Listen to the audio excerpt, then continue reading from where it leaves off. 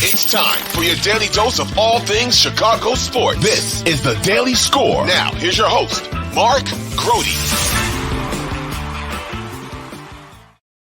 What's up, everybody? Hope your weekend was an absolute winner. You were able to feel good about the Bears. If wins feel good to you, if 3-7 is boosting your excitement, there it was for you for the weekend. The Bears beat Carolina. If you need a refresher, they beat Carolina 16-13 on Thursday night. The Bears are indeed 3-7. Worth keeping an eye on Carolina because the Bears have that number one pick.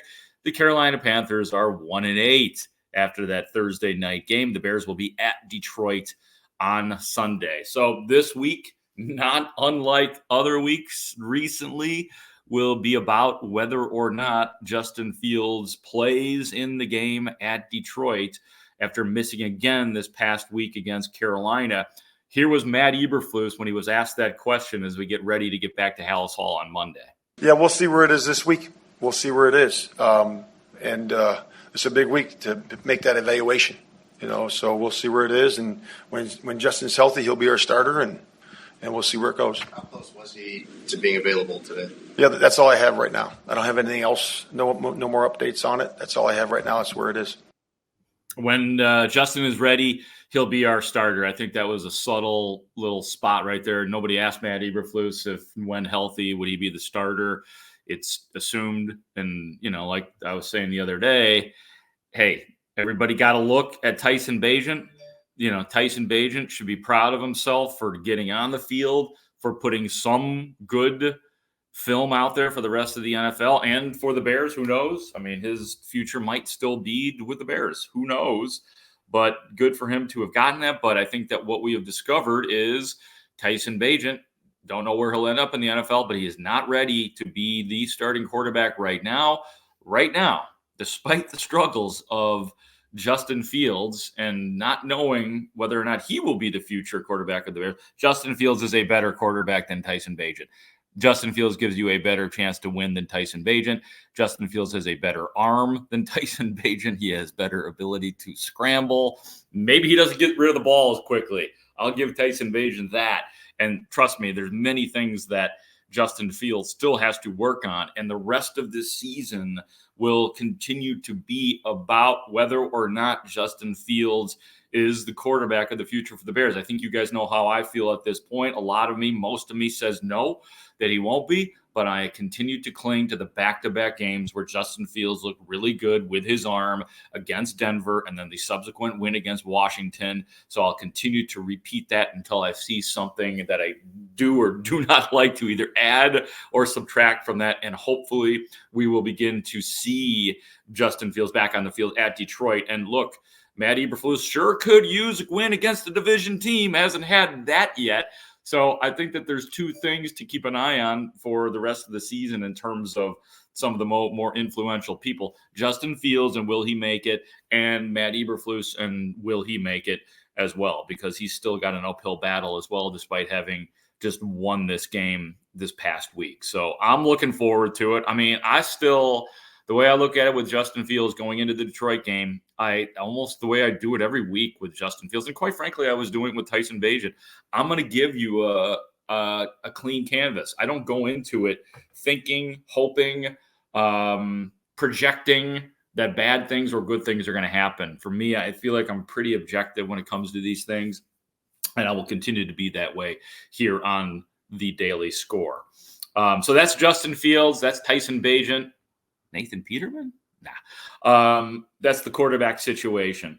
Let's get on to a couple of guys that I didn't talk about too much after the game the other night. We had so much going on, but Kyler Gordon is one of those guys. If you've been watching this podcast since its inception, when the Bears essentially started training camp this year, I've been raving about Kyler Gordon. As a matter of fact, when pressed on the issue, Kyler Gordon was my camp MVP. And, he had some injury problems this year already, but when he has played, he has been terrific. And I thought that his game against Carolina might have been the shiniest so far. I don't know if of his career. I'd have to go back and look at that. But He had 7 tackles, and like I like to say, they were of consequence, not necessarily your typical cornerback tackles where it's the last or one of the last lines of defense. He was strong against the run. He continues to show that he is willing to be a physical player, maybe one of the more physical players. I know it sounds odd to say, but maybe one of the more physical players on the Bears defense. So Kyler Gordon had 7 tackles in this game. He was asked where he is right now, about halfway through this season relative to where he was about halfway through the season last year. Yeah, just way further along. Just assignment and detail and just being able to lock in and keen to put myself in that position to make those plays and affect the QB and mess with his head and all that stuff. So just preparation and just playing the game, learning, and just, attacking their offense and messing them up. I love it. Mess with his head, messing him up. I like those words. When you use the word mess, it typically leads to good things. Gonna mess him up. Gonna mess him up. So that's Kyler Gordon right there and his 7 tackles and just looking good. Man, that's a great thing to see because, there's been some concern over some of the moves that Ryan Poles has made, and you could even put draft picks up there if you'd like, but Kyler Gordon starting to look pretty good from Ryan Poles' first draft. So that's a nice thing, and it's definitely worth pointing out, and I'll look forward to his continued development. Look, I know that Kyler Gordon, who's played on the inside, I know for a fact, just from talking to him, that, yeah, of course, he'd probably prefer to play on the outside, and who knows, maybe that's his future and in the NFL could be that, but I think that you found a good place for a guy where he can make an impact. I wouldn't change that. Wouldn't change that at all, even in the case of injuries. The other guy I want to hear from is the new guy, Montez Sweat, who has not been very splashy yet, but he does hog up a lot of space along that defensive line. He does open things up for people. He is a presence. He's a guy that when offenses go to prepare their game plan, he is definitely somebody who is circled. And, the Bears, with some of the players that they have lost, including Khalil Mack and Robert Quinn and Roquan Smith, you don't have as many guys that offensive coordinators circle when they're going through the game plan and showing what on the screen, who is doing what. Montez Sweat is somebody that everybody has to always think about. And that's why I love having that guy and watching that guy and him continuing to, get comfortable with the Bears defense. And here were some of his thoughts on after the game and his teammates and what it's like to be playing with this Bears defense all of a sudden. Yeah, they got swagger. All these guys, man, I really love. I'm like a plug and play.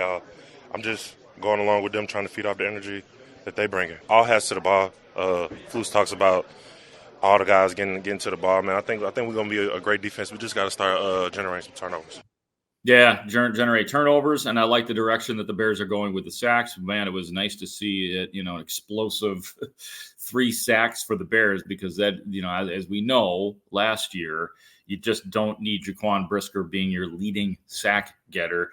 That's embarrassing. So it was really nice to see, especially Yannick Ngakoue break through because I'm wonder, where is that? Where is that? And I guess it's a problem with the entire defense. But, Yannick Ngakoue, as we talked about when the Bears got him, when that splash occurred, you go through his statistics, and the guy's good for about 9 to 10 sacks a year.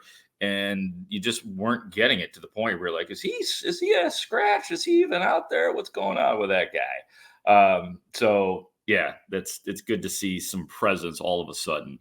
Another guy too that, there's 2 guys from that, as long as we're talking about draft picks of Ryan Poles, one of the guys for sure that may have played his final game with the Bears, we'll see, is Velus Jones Jr. And he was a healthy scratch for this past week. And look, the errors have continued to mount. The Bears have been loyal to him and have allowed him lots of opportunities, maybe too many opportunities. I think that he's just one of those prospects who they drafted him in the 3rd round of, in the first draft of Ryan Poles. That's a big deal, obviously, first offensive player, and he's got tools. The guy is lightning fast.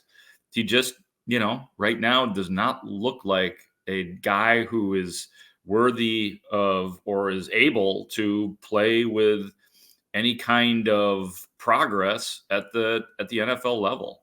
So it's tough for Velus. It's probably tough that Ryan Poles had to do it, but unless there is injury and there is need and all of that, I mean, I don't know how you put that guy back on the field at this point. It's too bad. I love Velus Jones Jr. Great guy. I love talking to him at his locker and all that, and I root for him, but I do have to believe that that's probably going to be it for Velus Jones. So sorry to end on a sad moment here on the Daily Score on your Monday, but that's just the way it's going to be. Thank you all for watching and listening. Thank you for subscribing like you do. I appreciate it a lot. I also appreciate our executive producer, Ray Diaz, who is right now producing this show. I am Mark Grote. I will talk to you tomorrow.